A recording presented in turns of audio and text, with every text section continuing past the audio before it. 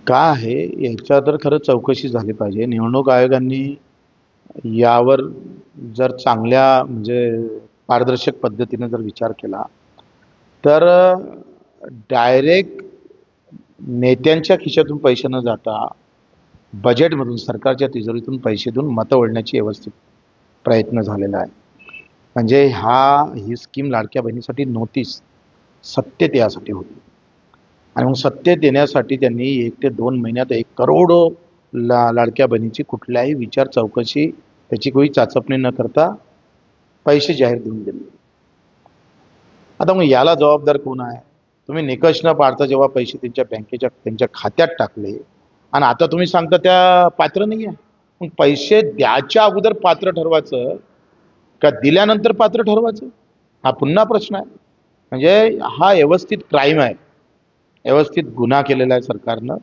आणि आता त्याच्यातून पुन्हा बजेट आता बजेटमधला येणारा सगळा अडचणीचा विषय हाती घेऊन आता लाखो आमच्या बहिणींना त्याच्यातून बाहेर काढेल, मतं घेऊन घेतले आणि आता पैसे पण बंद करणार.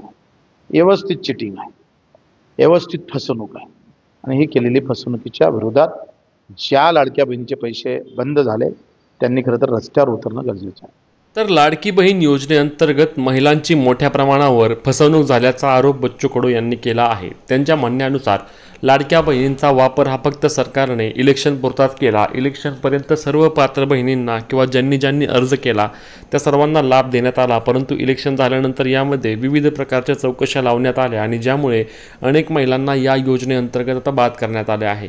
या बाद केल्यामुळे अनेक महिला मोठ्या प्रमाणावर नाराज देखील असल्याचे पण पाहायला मिळत आहे. यामध्ये सुरुवातीलाच आपल्याला माहिती आहेच की यामध्ये सर्वात प्रथम ज्यांच्याकडे 4 चाकी वाहन आहे त्यांचा डेटा राज्य सरकारच्या द्वारे घेण्यात आलेला आहे आणि या डेटानुसार सर्व महिला आता बाद होत आहेत. ज्यांच्या घरी 4 चाकी वाहन असणार आहे, मग तुमच्या पतीच्या नावावर असू द्या, तुमच्या मुलाच्या नावावर असू द्या, सासऱ्याच्या नावावर असू द्या, वडिलांच्या नावावर असू द्या, कुणाच्याही नावावर 4 चाकी वाहन असल्यास आणि तुम्ही या योजनेअंतर्गत लाभ घेत असल्यास तुम्हाला या योजनेचा लाभ यापुढे मिळणार नाही.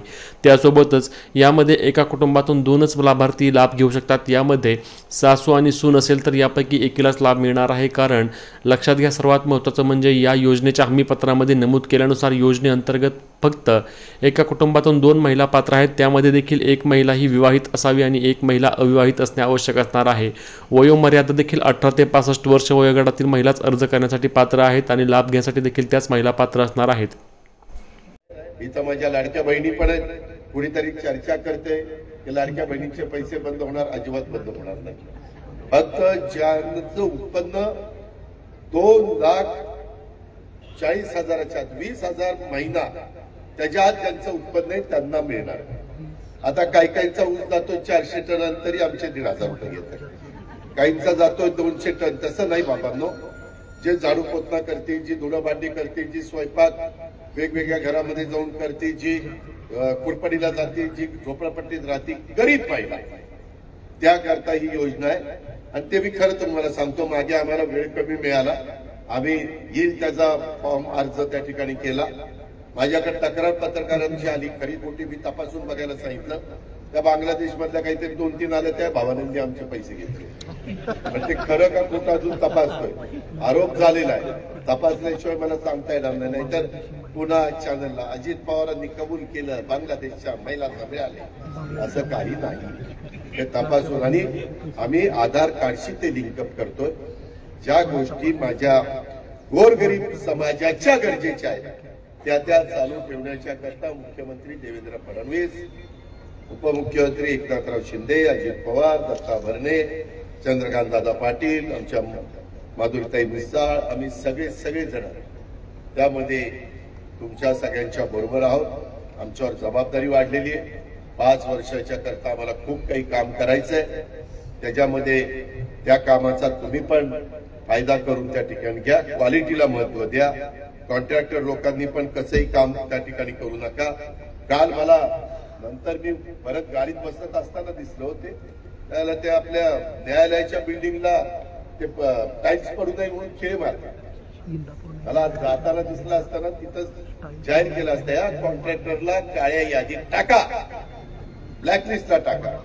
ते असले नाही लाडके पोरगेला. माझ्या जवळचा असो, लांबचा असो, डाव्या हाताचा, उजव्या हाताचा काय चालणार नाही. जनतेचा पैसा, अजित पवारच्या बापाच्या घरचा पैसा नाही. जनतेचा पैसा सत्कारणीच लागला पाहिजे आणि त्याच्यातनं जर कोणी चावटपणा केला तर त्याला कुठल्याही परिस्थितीमध्ये त्या ठिकाणी हयगय केली जाणार नाही किंवा त्याला